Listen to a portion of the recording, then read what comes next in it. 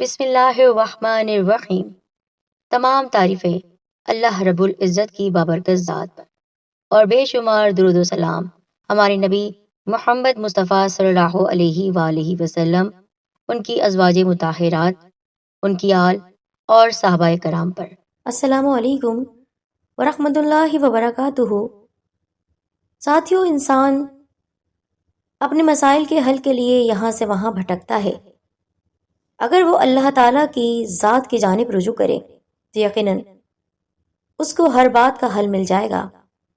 ایسے بہت سے افراد جو مایوس ہو چکے ہیں اور ان کے سروں پر قرض کا ایک بہت بڑا پہاڑ ہے جو سرک ہی نہیں رہا ہے، ان نا امید افراد کے لے کر آئی ہوں میں 27 رجب المرجب کا ایک ایسا بابرکت عمل کہ ایک شخص جس نے اس عمل کو کیا اس کو ضرورت تھی 10 لاکھ کی، اور اسی دن انتظام ہو گیا۔ کس طرح آپ کو یہ نماز ادا کرنی ہے میں آپ کو مکمل طریقہ بتاؤں گی، تو آپ نے ویڈیو کو دیکھنا ہے۔ بہت ہی آسان اور مجرب عمل ہے۔ گزارش کرتی ہوں ویڈیو کو پہلے آپ لائک اور شیئر کیجئے، اور اس سے پہلے ہمارے چینل سید دین کارنر کو سبسکرائب کر کے بیل آئیکن کو دبائیے اور نوٹیفیکیشن پر بھی کلک کر دیجیے گا۔ ساتھیوں، اس سے پہلے کہ ہم اس وظیفے کی جانب بڑھیں یا اس نماز کے بارے میں آپ کو مکمل بتاؤں، آپ سنیے کہ کون تھا وہ شخص۔ آج کی تاریخ میں اپنے شہر کا سب سے بڑا اور امیر کبیر انسان کل تک ایک غریب آدمی تھا، اتنا غریب کہ اس کے پاس کھانے کے لیے پیسے تک نہیں ہوتے تھے۔ اس نے ہر طرح سے کوشش کر لی، اس کی زندگی آسان ہی نہیں ہو رہی تھی، اوپر سے قرض داروں کی لائنیں لگی ہوئی تھی، دروازے پر ہر روز دستک ہوتی اور لوگ پیسے مانگنے آ جاتے، پر پیسے ہوتے تو وہ ادا کرتا۔ پھر دوسری بات یہ کہ کبھی جھکا نہیں تھا، سجدہ نہیں کیا تھا، نماز نہیں پڑھی تھی، کبھی دعا نہیں کی تھی۔ ایک بار ایسا ہوا کہ وہ پریشان حال بیٹھا ہوا تھا، اور یہ وہ راستہ تھا کہ جہاں سے نمازی گزرا کرتے تھے، وہاں سے ایک بزرگ کا گزر ہوا۔ انہوں نے اس آدمی کی حالت دیکھی تو کہا، لگتا ہے بہت پریشان ہو، کیا مایوس بھی ہو؟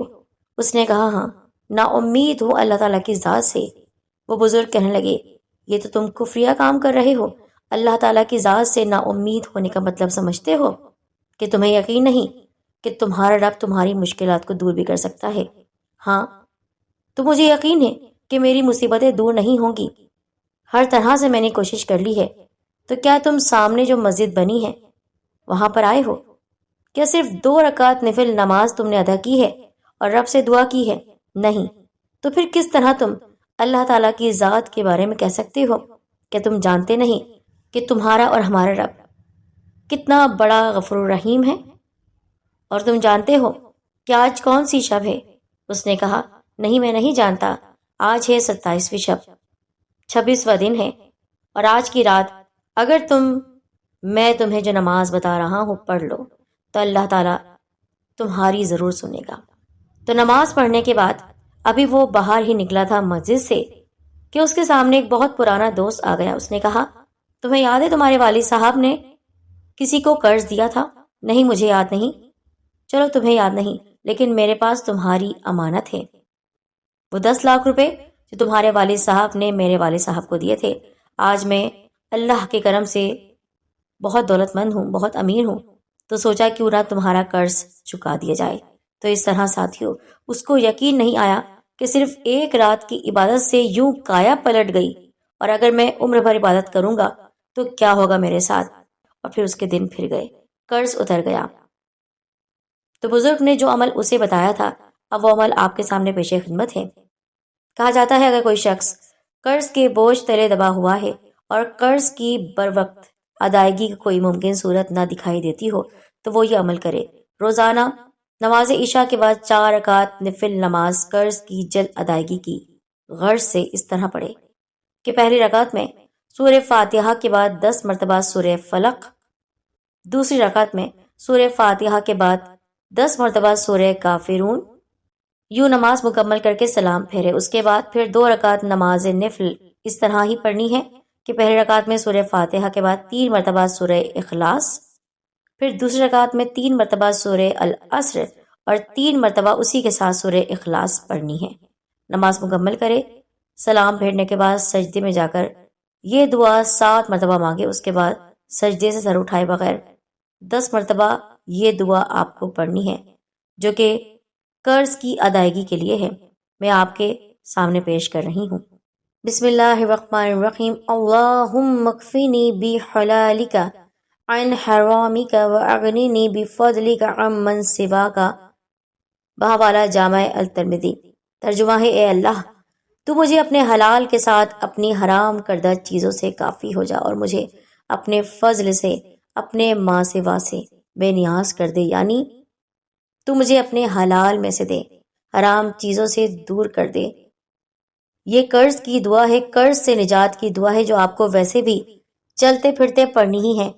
اگر آپ اس طرح بھی نماز ادا نہ کر سکیں تو آپ کسی بھی نماز کے بعد، نفل نماز کے بعد، یا کسی بھی جو ہماری فرض نمازیں ہوتی ہیں ان کے بعد یہ دعا پڑھ سکتے ہیں۔ قرض سے نجات کی یہ دعا ہے۔ عام راتوں میں ہم جو عبادت کرتے ہیں اس سے کئی گنا زیادہ ثواب بھی ملتا ہے ہمیں ان راتوں میں عبادت کرنے کا، جو بہت ہی زیادہ بخشش والی راتیں ہوتی ہیں، اہم راتیں ہوتی ہیں۔ اور اس رات کی حقیقت ہے سورہ بنی اسرائیل کی پہلی آیت میں، جو 15ویں پارے کی بھی پہلی آیت ہے، اس زمینی سفر کا ذکر ہے۔ سبحان الذی اسری بعبدہ لیلا من المسجد الحرام الی المسجد الاقصی، پاک ہے وہ ذات جو لے گئی راتوں رات اپنے بندے کو، محبوب بندے کو، شب کے ایک حصے میں مسجد حرام سے مسجد اقصی تک، الذی بارکنا حولہ، جس کے ماحول یعنی گرد و پیش کو ہم نے مبارک بنایا، لنوریہ من آیاتنا، تاکہ ہم دکھائیں اسے یعنی صلی اللہ علیہ وآلہ وسلم کو اپنی نشانیوں میں سے کچھ نشانیاں، انہ هو السمیع البصیر، یقیناً سب کچھ سننے والا اور سب کچھ دیکھنے والا تو صرف وہ تبارک و تعالی ہے۔ جیسے کہ میں نے ابھی عرض کیا کہ یہ سورہ بنی اسرائیل کی پہلی آیت، تو آپ نوٹ فرما لیں کہ سورہ مبارکہ کا دوسرا نام سورہ الاسراء بھی ہے، بلکہ عرب ممالک میں جو قرآن مجید جو لوگ پڑھتے ہیں اس قرآن مجید میں اسے سورہ اسراء کے نام سے ہی موسوم کیا گیا ہے۔ اور اس سفر کا مقصد یہ تھا کہ اللہ تعالیٰ اپنے کامل بندے نبی اکرم صلی اللہ علیہ وآلہ وسلم کو عجائبات اور آیات کبریٰ دکھائیں۔ اللہ تعالیٰ انسانوں کی ہدایت کے لیے انبیاء کو خصوصی علم سے نوازتا رہا ہے، تو لازم تھا کہ امام الانبیاء ختم المرسلین کو بھی سب سے زیادہ نوازا جاتا، کیونکہ آپ صلی اللہ علیہ وآلہ وسلم نے دنیا کے لیے حق کا گواہ بننا تھا۔ تو ساتھیو، میں نے آپ کے سامنے جو کچھ بیان کیا ہے اس پر غور و فکر کرتے ہوئے آپ نے اس وظیفے پر عمل کرنا ہے، اور بھی جو آپ کو نفل نمازیں آتی ہیں جو ہم نے اپنے چینل پر بتائی ہیں، جو وظائف بتائے ہیں، اور جو کچھ بھی ہم نے آپ کے سامنے اب تک ویڈیوز میں پیش کیا ہے وہ سب بھی آپ پڑھ سکتے ہیں، کیونکہ اللہ تعالیٰ کا ذکر کسی بھی وقت کیا جا سکتا ہے، خاص طور پر ان راتوں میں جو کہ بہت بابرکت راتیں ہیں، کہ جن میں اللہ تعالیٰ کا نور، اللہ تعالیٰ کی رحمت مومنوں پر برستی ہے۔ تو آپ نے مکمل ویڈیو دیکھی ہے، نفل نماز جس طرح میں نے آپ کو بتائی ہے اسی طرح آپ کو پڑھنا ہے، اور جو دعا میں نے آپ کو بتائی ہے اس دعا کو بھی آپ ضرور پڑھیے گا۔ اس عمل کی اجازت عام ہے، اپنا خیال رکھیے۔